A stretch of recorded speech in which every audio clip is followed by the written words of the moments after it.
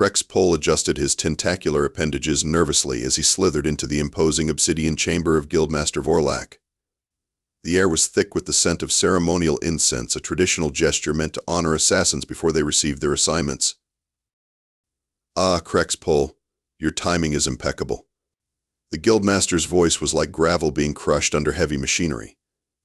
"I have a simple assignment for you, perhaps the simplest in the galaxy." Krex'Pul's chromatophores pulsed with anticipation. After 17 successful assassinations across 9 star systems, he had finally caught the attention of the Guildmaster himself. This was how legends were born in the Galactic Assassins Guild. "I am honored, Guildmaster. What poor soul has earned the Guild's disfavor?" The Guildmaster's 4 eyes blinked in sequence as he tapped his claw against the hovering data terminal. "A human." "Memo." Krex'Pul's skin rippled with confusion. "A human?" "Yes, from that backwater mudball called Earth." Vorlak's mandibles clicked in what passed for a smile among his species. "We have a client paying premium rates to eliminate this particular specimen. Something about patent infringement on a coffee mug design. Irrelevant." "Irrelevant." Krex'Pul couldn't help but feel disappointed. Humans were notoriously the easiest targets in the galaxy, at least according to Guild propaganda. Their bodies were fragile sacks of mostly water with no protective exoskeleton, no redundant organs, no natural weaponry, and barely any sensory acuity. The assignment wasn't just simple, it was beneath him. "Forgive me, Guildmaster, but with my record I had hoped for something more challenging." The Guildmaster's laughter sounded like sheet metal being torn apart. "Challenging? Oh, young one, your ambition blinds you to the opportunity before you." He gestured grandly with his serrated forelegs. "Do you know why the Guild has maintained its perfect record for 17 millennia? Superior training and abilities?" ventured Krex'Pul. "Selective assignment distribution," corrected Vorlak. "We match the right assassin to the right target. The Guild's reputation cannot afford failures, regardless of the target's significance." The Guildmaster slid a small metal capsule across the desk. It glinted ominously in the low light. "What's this?" asked Krex'Pul. "Standard issue for human assignments. Suicide pill." Krex'Pul's toxin sacs inflated involuntarily. "For a human assignment? But the manual says—" "The manual," interrupted Vorlak, "is for public consumption. Let me be clear, you will terminate the human designated as Dave Miller, you will confirm the termination, and you will return without incident. Should you fail—" He nudged the pill closer to Krex'Pul's tentacles. "Well, failure is not an option the Guild recognizes." With mounting unease, Krex'Pul accepted both the assignment chip and the suicide pill. As he turned to leave, the Guildmaster added almost casually, "Oh, and Krex'Pul, don't be fooled by the Guild's educational materials about humans. They're simplified for training purposes." Krex'Pul paused at the threshold. "Simplified how exactly?" The Guildmaster's eyes dimmed slightly. "Let's just say there's a reason why we offer triple the standard commission for human assignments. And why no assassin has ever failed a human assignment and lived to tell about it. Earth's atmosphere wasn't supposed to make Krex'Pul's epidermis bubble like this." The Guild's briefing had described Earth's air as mostly harmless with minor irritants. What it failed to mention was that their definition of minor irritants included oxygen concentrations that felt like bathing in acid to a methane breather like himself. Thankfully, his species could adapt quickly. After 3 agonizing days of cellular restructuring in his ship's isolation chamber, Krex'Pul could finally breathe Earth air without wanting to dissolve himself in a vat of neutralizing agents. Disguised in what the ship's database assured him was typical Earth attire, Krex'Pul ventured into the human settlement called Milwaukee. He'd wrapped his tentacles to approximate human legs and wore a hat to conceal his sensory stalks. The typical Earth attire turned out to be a Hawaiian shirt covered in cartoon flamingos, cargo shorts, and something called Crocs that pinched his pseudopods uncomfortably. His first shock came when a small human larva pointed at him and screamed, "Mommy, that man has blue skin." The maternal unit barely glanced up from her communication device to mutter, "That's nice, honey. Don't stare at cosplayers. Cosplayers? Krex'Pul made a mental note to research this apparent subgroup of humans that could disguise themselves as alien species. Perhaps they were an elite class of warriors. Finding his target proved surprisingly easy. The human Dave Miller maintained a predictable routine. Each morning, he would exit his dwelling, enter his primitive combustion-powered vehicle, and travel to a structure labeled Dave's Custom Mugs. We put your face on things. Krex'Pul selected a straightforward approach for his first attempt. The guild manual suggested that humans were especially vulnerable to toxins. He would simply introduce a contact poison to the human's vehicle door handle. The poison could penetrate human skin and cause immediate cardiac arrest. Clean, efficient, untraceable. He waited until nightfall, then slithered to Dave's vehicle. As he applied the toxin to the handle, a sudden blinding light paralyzed him. "Hey, buddy," called a loud voice. "You trying to break into that car?" Krex'Pul froze as a human in a uniform approached. The creature was enormous, at least 2 heads taller than his disguise made him appear. The guild manual had clearly understated human dimensions. "I am simply admiring this transportation device," Krex'Pul stammered in his best approximation of English. The human, apparently some kind of security enforcer, squinted at him. "You're blue." "I have a medical condition." "Ah. And you're admiring Dave's car by rubbing something on the door handle at 2 a.m.? "I am cleaning it. As a surprise for my good friend Dave?" The security human's hand moved to a device on his belt. "Right. Let's see some ID, buddy." Krex'Pul panicked. His adaptive camouflage glands overreacted, and his skin rapidly cycled through 17 different colors before settling on a panicked bright orange. The security human's eyes widened to an impossible size. "Holy she." Krex'Pul didn't wait for him to finish. He deployed his emergency smoke sacks, engulfing the area in dense purple fog, and fled into the night, leaving behind one of his fake feet still stuck in a croc. The next morning, from a safe distance, he watched in horror as Dave Miller approached his vehicle, completely unaffected by the now ineffective toxin, and casually picked up the abandoned croc. Instead of disposing of it, the human laughed, brought it into his shop, and by afternoon had created a display of coffee mugs featuring an image of the croc with the slogan "Milwaukee Weird, one shoe at a time."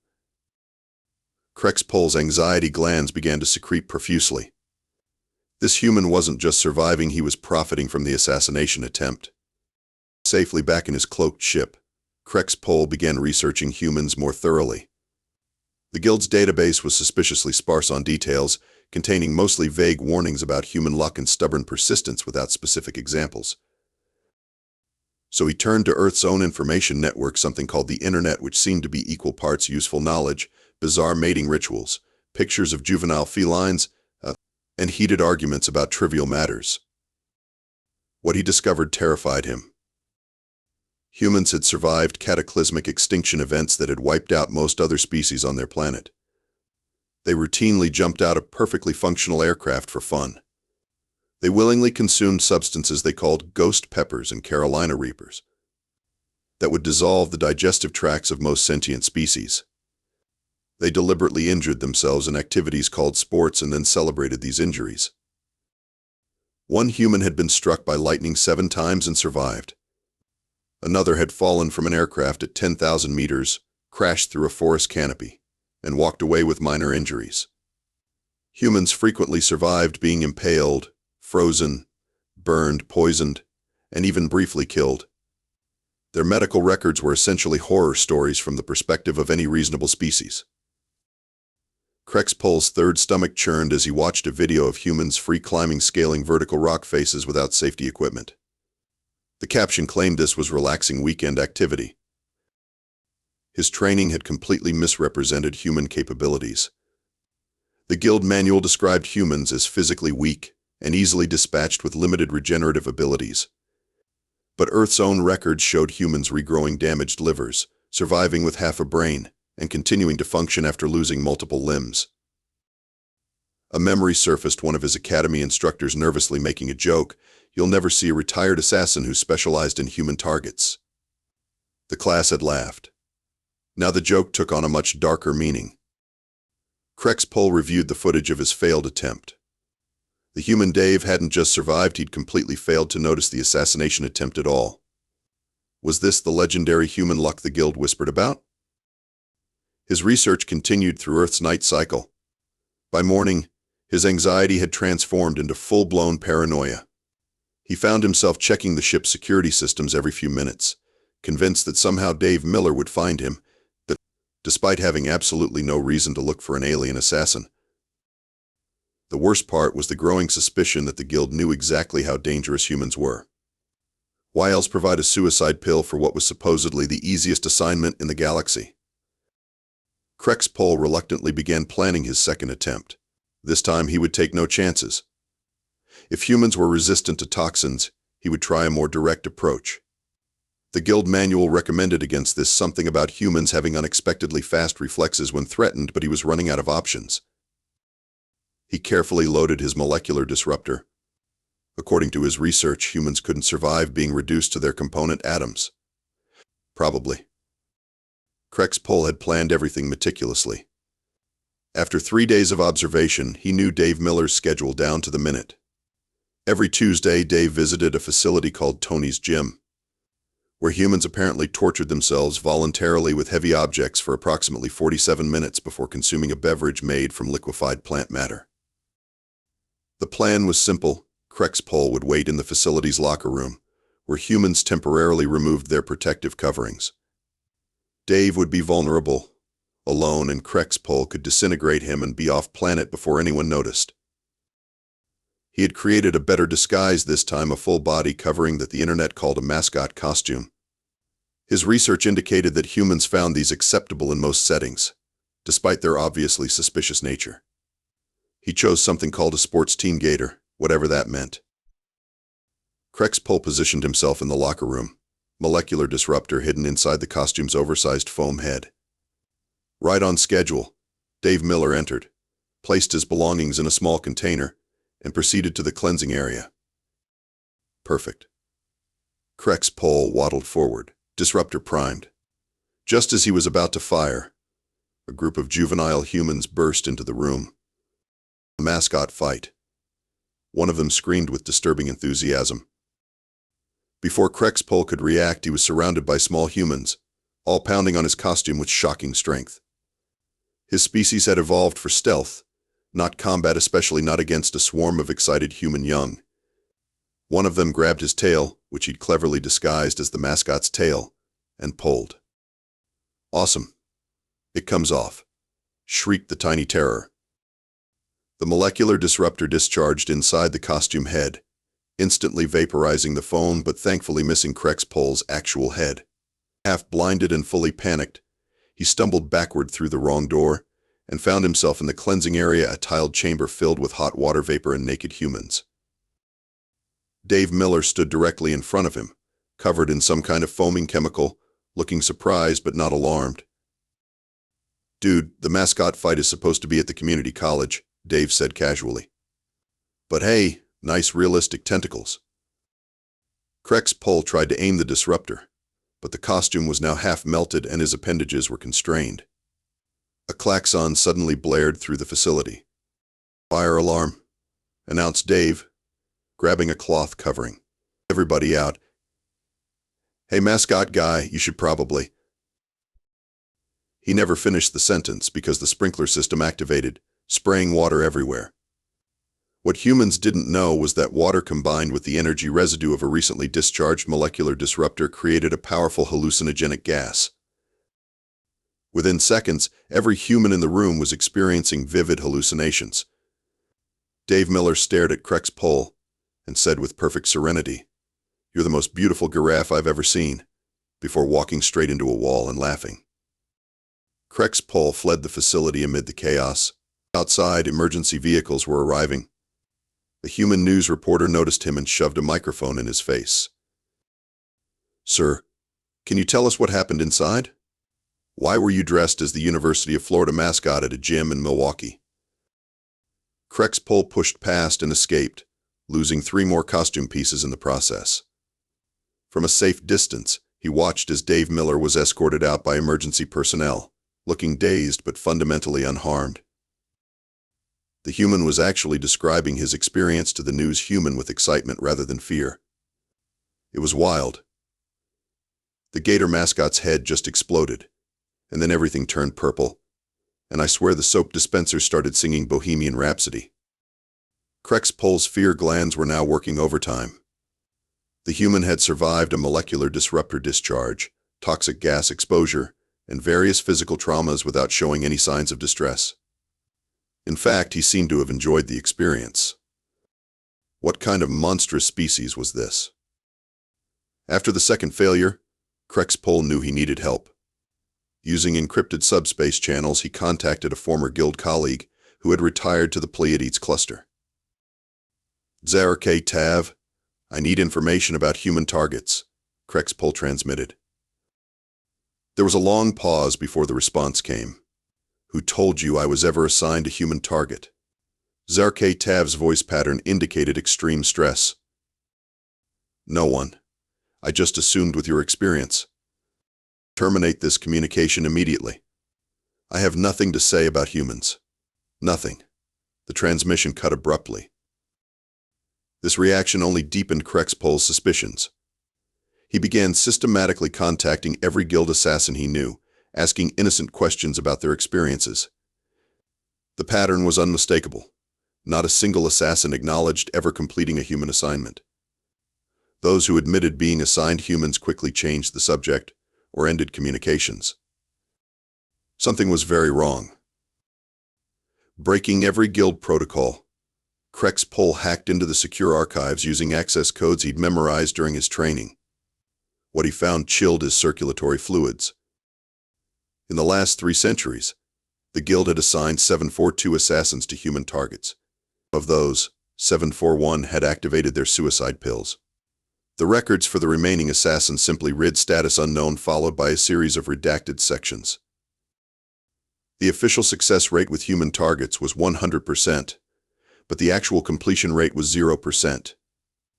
The guild had been sending assassins to die rather than admit humans were unkillable. A message suddenly flashed across his screen: "Unauthorized access detected. Guild enforcer dispatched to your location."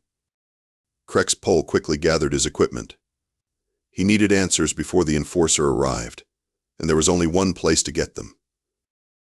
He broke into the guild emergency communication channel, a capital offense in itself. "Guildmaster Vorlak, I demand an explanation about human assignments." The guildmaster's response was immediate. "Krex'Pul, stop this foolishness and complete your assignment. You knew I would fail. You've known every assassin assigned to humans has failed. Why continue the charade?" There was a long pause before Vorlak responded, his voice uncharacteristically quiet. "Because admitting humans are unkillable would destroy the guild's reputation and our entire economic model. The most powerful clients in the galaxy believe we can eliminate any target. If word got out that an entire species of primitive bipeds is immune to our methods." "But why keep sending assassins? Why the suicide pills?" "Because humans themselves must never learn the truth," Vorlak hissed. "Can you imagine what would happen if they discovered their apparent invulnerability? They're already spreading through the galaxy like a virus. They survive environments that would kill any reasonable species. They intentionally consume toxins for pleasure. They expose themselves to radiation for cosmetic tanning. They are dangerous, Krex'Pul, not despite their fragility, but because of how they've evolved to overcome it." The guildmaster's voice became almost pleading. "The suicide pill isn't just about maintaining our reputation. It's about containing the knowledge of what humans truly are. Take the pill, Krex'Pul. It's better than what will happen if you don't." The communication cut off. Krex'Pul looked out the viewport of his ship at the small house where Dave Miller lived, its lights now glowing in the earth darkness. The human had survived 2 assassination attempts without even realizing it. What would happen if Krex'Pul simply told him the truth? Krex'Pul stood on the doorstep of Dave Miller's house, his camouflage glands disabled so his natural blue coloration was visible. He had abandoned all pretense of disguise. If he was going to die either by guild enforcer or suicide pill, he wanted answers first. He pressed the buzzer. Footsteps approached, and the door swung open. Dave Miller stood there, wearing a t-shirt with an image of the half-melted mascot costume from the gym incident. The caption read, "Milwaukee Weird Melting Mascots Edition." Dave's eyes widened at the sight of the blue, tentacled alien on his porch, but not with the fear or shock Krex'Pul expected. Instead, the human's face broke into a wide grin. "I knew it," Dave exclaimed. "I knew you were real. The gator mascot with actual tentacles. Everyone said it was just the weird steam pipe explosion and mass hallucination, but I was right." Krex'Pul blinked all four eyes in confusion. You recognize me?"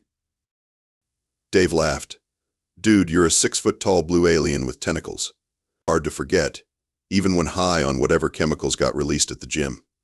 He stepped back and gestured inside. "Want to come in? I've got so many questions." Utterly baffled by this reaction, Krex'Pul entered the human dwelling. It was cluttered with the ceramic drinking vessels Dave manufactured, along with various artifacts Krex'Pul couldn't identify. "I should inform you," Krex'Pul began formally, "that I was sent to this planet to terminate your existence. I have failed twice." Dave blinked. "You tried to kill me? When?" "When?" "The poison on your vehicle's access lever. The molecular disruptor at the exercise facility. The gym incident was an assassination attempt." Dave looked thoughtful rather than afraid. "Huh? I thought it was industrial espionage from Cups R Us." He shrugged. "So why are you telling me this instead of trying again?" Krex'Pul's confusion deepened. "You are not concerned that I tried to end your life?" "Buddy, I've had 3 ex-wives. You're not even in the top 5 of beings who've tried to kill me." Dave grinned. "Besides, you're terrible at it." Before Krex'Pul could respond, his ship's emergency beacon buzzed. The guild enforcer had entered Earth's atmosphere. "I must leave," Krex'Pul said urgently. "Others of my kind are coming. They will not fail as I have." Dave's expression shifted to something Krex'Pul couldn't interpret. "Yeah, about that. The thing is, you're not the first alien assassin I've met." Krex'Pul froze. "What?" Dave walked to a cabinet and opened it. Inside were dozens of small metal objects that Krex'Pul instantly recognized as suicide pills identical to the one he carried. "It started about 10 years ago," Dave explained casually, "after I patented my face on a mug technology. Turns out some alien corporation had similar technology and didn't appreciate the competition. First assassin was a lot like you confused, blue, though more spider-like. Tried to kill me with some beam weapon that just gave me a perfect tan. But the guild records." "Yeah, about that." Dave pulled out a drawer filled with alien communication devices. "After the 5th attempt, I started collecting these, figured out how to use them. Had some interesting conversations with folks across the galaxy. Learned a lot." Krex'Pul's mind raced. "You are the status unknown assassin in the records." Dave laughed. "No, that was Zize Toril. Nice guy. Runs my shipping department now. Look, here's the deal. Earth isn't just some random planet. We're essentially the galaxy's Australia. Everything here evolved to survive in conditions that would kill most sentient species. But why not report this to your authorities? Your species could dominate the galaxy with this knowledge." Dave's expression turned serious. "Some of us think that wouldn't end well for anyone. So we made arrangements. Your guild gets to maintain its perfect record. We get left alone. And occasionally we recruit interesting aliens with useful skills." He smiled.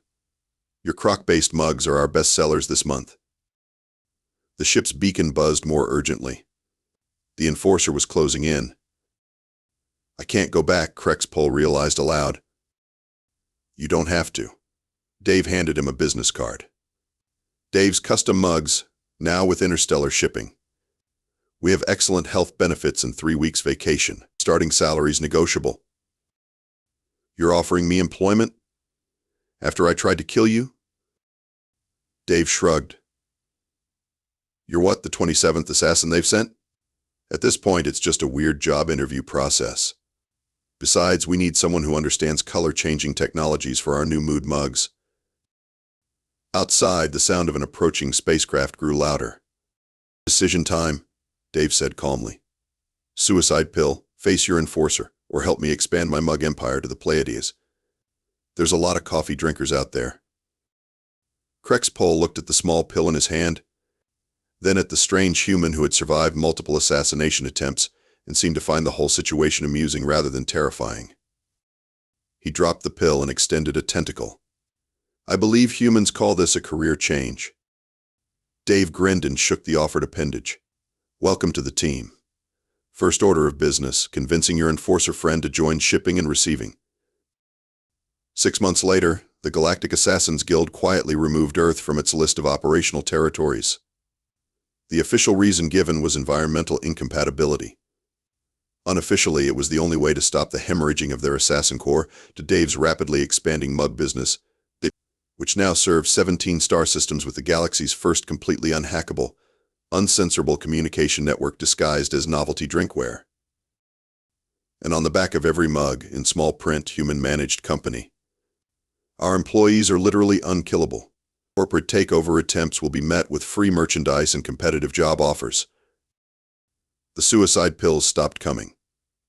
The assassins stopped dying. And humanity's secret remains safe hidden in plain sight on coffee mugs across the galaxy.